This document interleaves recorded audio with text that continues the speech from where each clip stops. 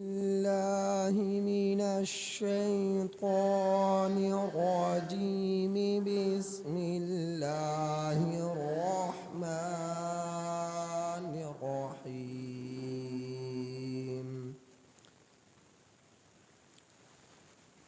ولقد خلقناكم ثم صورناكم ثم قلنا للملائكة اسجدوا لآدم فسجدوا إلا إبليس لم يكن من الساجدين. قال ما منعك ألا تسجد إذ أمرتك؟ قال أنا خير منه خلقتني من نار وخلقته من طين. قال فاهبط منها فما يكون لك أن تتكبر فيها فاخرج إنك من الصاغرين. قال أنظرني إلى يوم يبعثون. قال إنك من المنظرين. قال فبما أغويتني لأقعدن لهم صراطك المستقيم ثم لآتينهم من بين أيديهم ومن خلفهم وعن أيمانهم وعن شمائلهم ولا تجد أكثرهم شاكرين.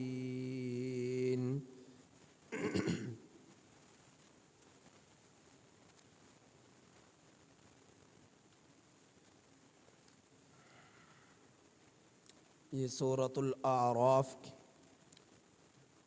آیت نمبر 11 تا 17 آپ حضرات کے سامنے تلاوت کی گئی. سورۃ الاعراف کی آیت نمبر 11 تا 17 آپ حضرات کے سامنے تلاوت کی گئی. ان آیات کریمہ کا ترجمہ یہ ہے: وَلَقَدْ خَلَقْنَاكُمْ، اور البتہ تحقیق ہم نے تمہیں پیدا کیا، ثُمَّ صَوَّرْنَاكُمْ، پھر ہم نے تمہاری صورتیں بنائی، ثُمَّ قُلْنَا، پھر ہم نے کہا، لِلْمَلَائِكَةِ اسْجُدُوا لِآدَمَ، فرشتوں کو کہ تم لوگ سجدہ کرو سب کے سب آدم کو. فسجدوا، تو ان سب نے سجدہ کیا، الا ابلیس، مگر ابلیس نے. لم یکن من الساجدین، نہ ہوا وہ سجدہ کرنے والوں میں سے. قال، اللہ سبحانہ وتعالی نے فرمایا، ما منعک، تجھے کس بات نے منع کر دیا، اللہ تسجد، کہ تو نے سجدہ نہ کیا، اذ امرتک، جس وقت میں نے تجھے حکم دیا. قال، ابلیس نے کہا،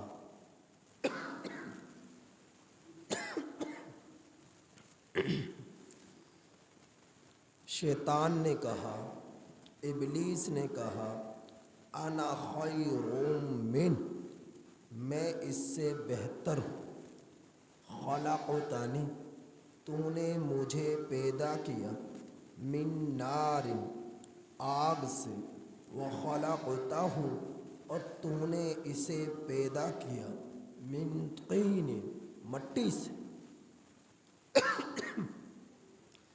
قال فاہبط منہا، اللہ جل شانہ نے فرمایا تو اتر جا جنت سے، تو اتر جا یہاں سے جنت سے۔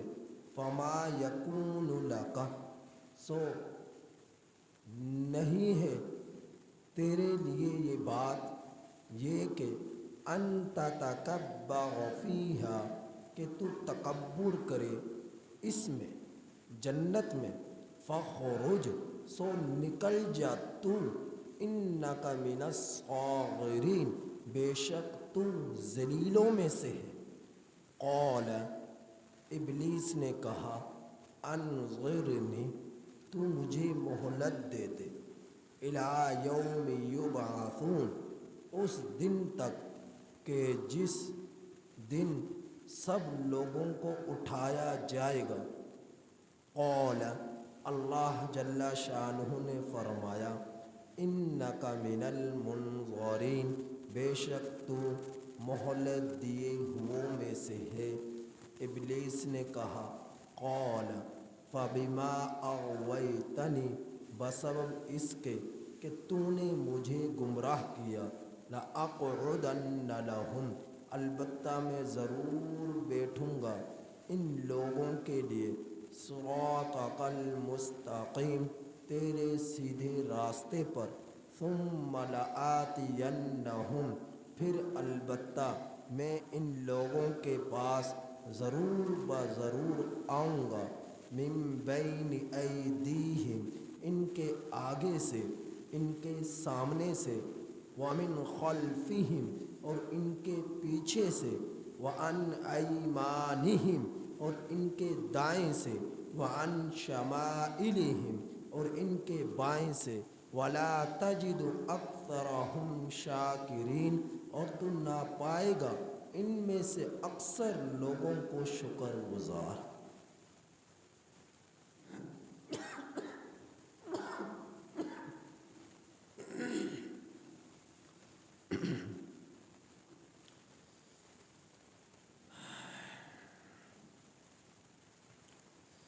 اللہ جل شانہ نے تخلیق آدم، سجدہ آدم، انکار ابلیس کا تذکرہ فرمایا ہے۔ اللہ جل شانہ نے حضرت آدم علیہ السلام کی تخلیق فرمائی۔ ہم سب کے جد امجد حضرت آدم علیہ السلام ہیں اور اللہ رب العزت کے پیغمبر ہیں۔ حضرت آدم علیہ السلام وادی نعمان، مقام عرفات کے ایک کونے میں یہ وادی ہے، وہاں سے آپ کا ڈھانچہ اللہ جل شانہ نے تیار فرمایا، بنایا، اور پھر جنت میں اسے لے جایا گیا، اور جنت میں لے جا کر اس ڈھانچے میں روح کو ڈالا گیا۔ حضرت آدم علیہ السلام کا وجود بن گیا، تو جب روح ڈال دی گئی، پھر اگلا حکم ہوا سجدہ کرنے کا۔ تو ماں کے پیٹ میں جب نطفہ ہوتا ہے، نطفے سے لے کر خون تک، خون سے لے کر گوشت تک، گوشت سے لے کر بوٹی تک 40 دنوں کا وقفہ ہوتا ہے، یہاں تک کہ جب وہ بچہ 4 ماہ کا ہو جاتا ہے تو اللہ رب العزت اس میں روح ڈال دیتے ہیں، اور وہ بچہ سانس لیتا ہے ماں کے سانس لینے کی طرح۔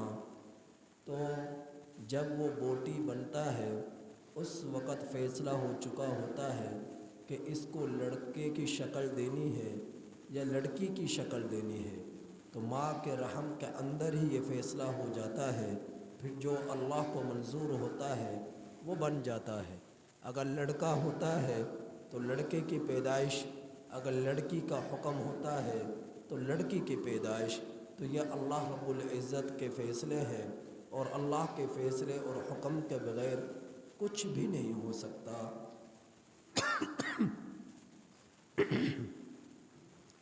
تو حضرت آدم علیہ السلام اللہ کے امر کن سے پیدا ہوئے، اور ڈھانچے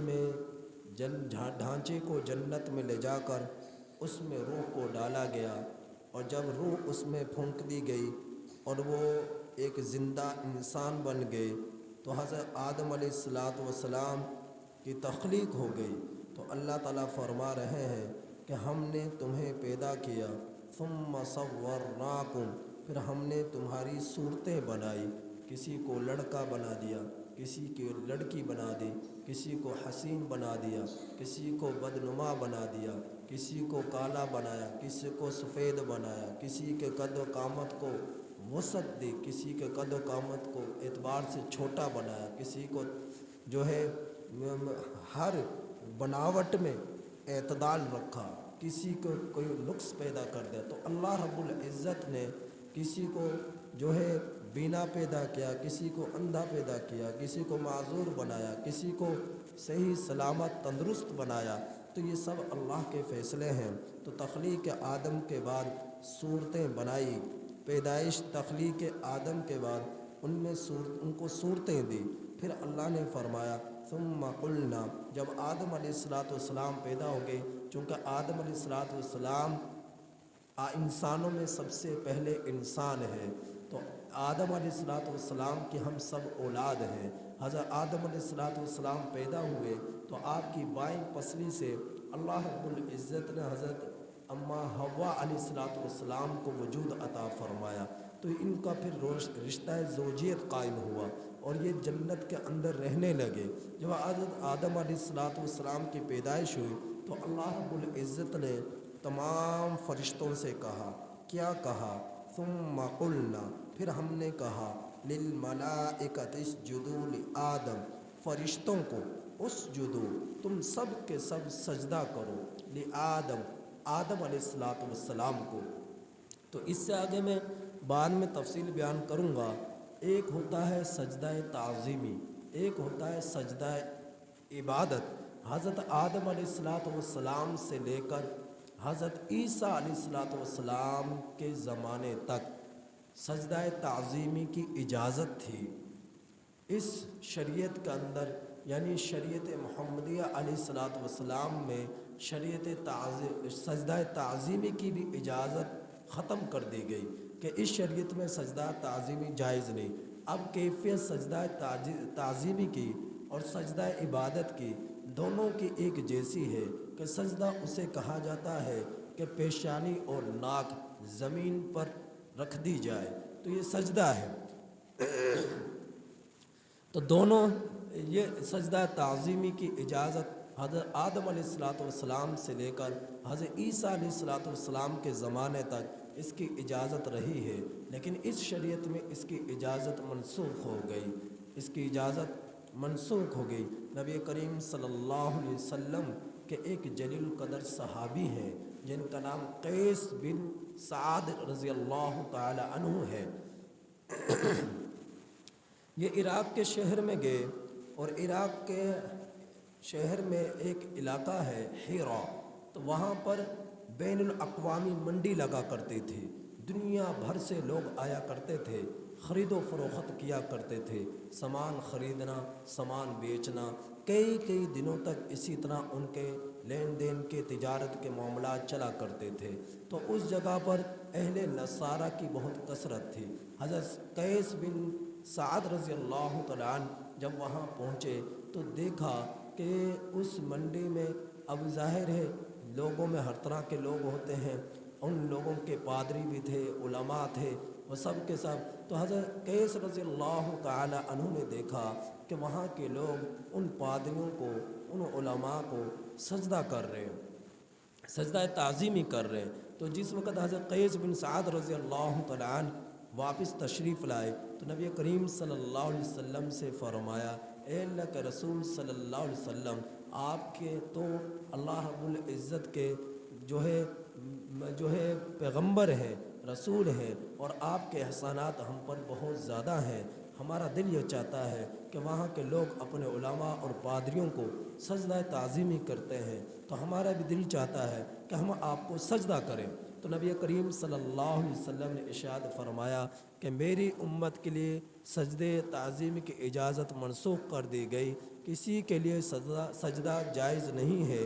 ہاں اگر سجدہ کرنے کی اجازت ہوتی تو پھر میں بیوی کو حکم دیتا کہ اپنے خامند کو، اپنے شوہر کو سجدہ کرے۔ تو اس امت میں، اس شریعت میں سجدہ تعظیمی کی اجازت منسوخ ہو گئی۔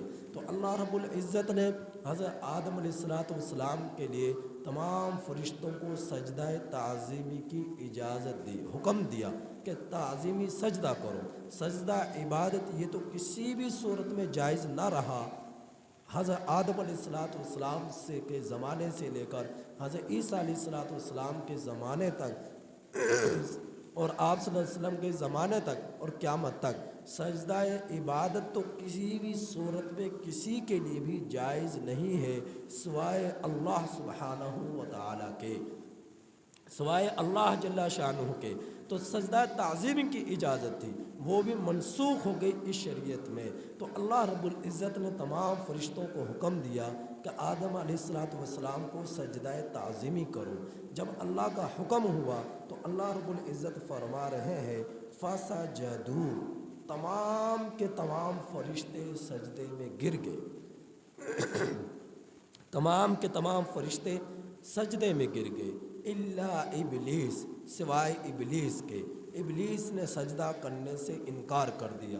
ابلیس یہ شیطان یہ بھی فرشتوں میں رہا کرتا تھا، یہ بھی فرشتوں میں رہا کرتا تھا، لیکن کثرت سے فرشتوں میں رہنا اور کثرت عبادت کی بنا پر اس کا شمار فرشتوں میں ہونے لگا۔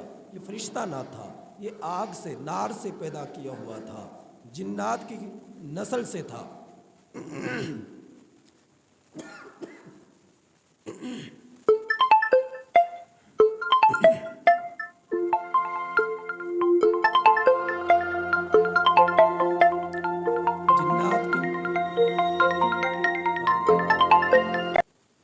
جنات کی نسل سے تھا، فرشتہ نہ تھا۔ تو اس نے انکار کر دیا کہ میں سجدہ نہیں کروں گا۔ کیوں انکار کیا؟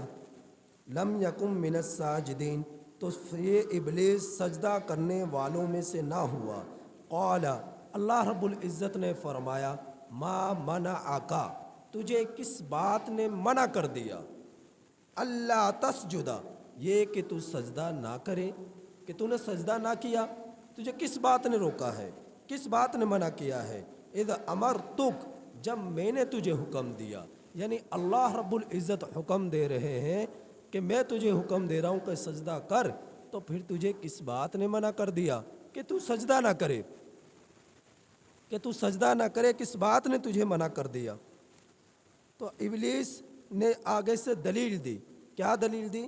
انا خیر من، میں اس سے بہتر ہوں، میں اس سے بہتر ہوں۔ یہ وجہ بتلائی کہ میں آدم سے بہتر ہوں۔ فرمایا وہ کیسے؟ تو وہ کہنے لگا خلقتنی من نار، تو نے مجھے آگ سے پیدا کیا، وخلقتہ من طین، اور تو نے آدم کو مٹی سے پیدا کیا، تو میں اس سے اعلیٰ ہوں، اس سے افضل ہوں، میں آگ سے پیدا کیا ہوا اور یہ مٹی سے پیدا کیا ہوا، تو میں نے اس لیے اس کو سجدہ نہ کیا۔ تو یہ دلیل دے رہا ہے ابلیس، اللہ رب العزت کے سامنے پیش کر رہا ہے۔ اب بظاہر دیکھا جائے تو اس سے بھی زیادہ وزنی دلیل تو فرشتوں کی بن سکتی تھی۔ اس طرح کہ اگر کوئی منطقی دلیل چلانی ہوتی تو فرشتوں کی دلیل میں زیادہ وزن ہوتا کہ فرشتے نور سے پیدا کیے ہوئے، اور آدم علیہ یہ جو ہے شیطان جو ہے، ابلیس جو ہے، یہ نار سے پیدا کیا ہوا اور فرشتے نور سے پیدا کیے ہوئے۔ تو فرشتے اگر اس منطقی دلیل کو چلانا چاہتے تو وہ چلا سکتے تھے، وہ کہہ سکتے تھے کہ اس بات کا تو ہمیں زیادہ حق ہے کہ ہم نور سے پیدا کیے ہوئے ہیں تو ہم سجدہ کیوں کریں، لیکن انہوں نے اللہ رب العزت کے حکم کے سامنے ذرا بھر بھی تاخیر نہ کی اور فوراً سجدے میں گر گئے انہوں نے اس طرف دھیان ہی نہ دیا کہ ہم جو ہے نور سے پیدا کیے ہوئے یا ہم افضل ہیں. انہوں نے اپنے رب کے حکم کو دیکھا کہ جب اللہ حکم دے رہا ہے تو پھر کسی بھی طرح کی دلیل اور تاخیر کرنے کی ہماری یہ شان نہیں ہونی چاہیے. ہمارے لائق نہیں ہے یہ کہ ہم اس میں تاخیر کریں. وہ فوراً سجدے میں گر گئے. تو ابلیس تکبر میں آ گیا, غرور میں آ گیا, گھمنڈ میں آ گیا. اس نے کہا میں تو آگ سے پیدا کیا ہوا ہوں اور یہ مٹی سے پیدا کیا ہوا ہے, تو میں اسے کیوں سجدہ کروں. اب وہ دلیل دے رہا ہے اور پھر اللہ ہی کی طرف یہ منسوب کر رہا ہے بات کہ آپ نے مجھے گمراہ کیا. اگلی آیت کریمہ میں آ رہا ہے کہ کہتا کہ یا اللہ فبما اغویتنی, تو نے مجھے گمراہ کیا. یعنی اپنی طرف اس بات کی بھی نسبت نہ کی, اپنی طرف اس بات کی بھی نسبت نہیں کی کہ میں خود اپنی گمراہی کے ذمہ دار ہوں. اس کی نسبت بھی اللہ جل شانہ کی طرف کر رہا ہے. تو جب اس نے یہ بات کہی کہ میں تو آگ سے پیدا کیا ہوا اور یہ مٹی سے پیدا کیا ہوا, تو میں اس سے بہتر ہوں, اس لیے میں نے اسے سجدہ نہ کیا.